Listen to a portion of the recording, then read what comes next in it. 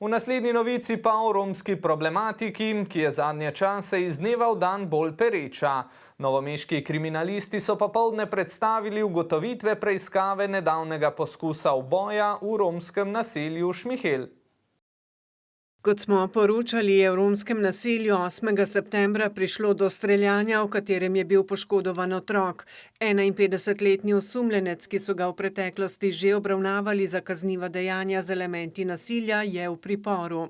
Vzrok spora naj bi bil očitek oziroma prepričanje osumljenca, da je oškodovanec zoper njega podal prijavo zaradi nezakonite gradnje. Spor se je nato razširil tudi na ostale člane družine.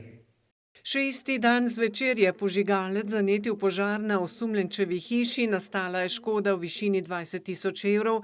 2 dni kasneje sta zagorela še osumljenčeva počitniška prikolica in ostrešje hiše. Sicer pa policisti, predvsem v občinah Šentjernej, Škocjan in Brežice, beležijo povečano število premoženjskih kaznivih dejanj, nasilnih dejanj na prireditvah in kršitev, ki so moteče za občane.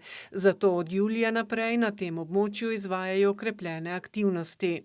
Z področja javnega reda in miru smo na varnostno obremenjenih območjih opravili 327 intervencij in kršiteljem izdali 125 plačilnih nalogov.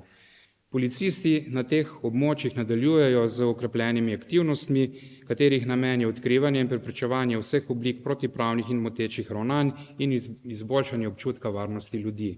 Zaradi stalne prisotnosti policistov, tako Virant, je kršitev manj, kar pozitivno ocenjujejo tudi okoliški prebivalci.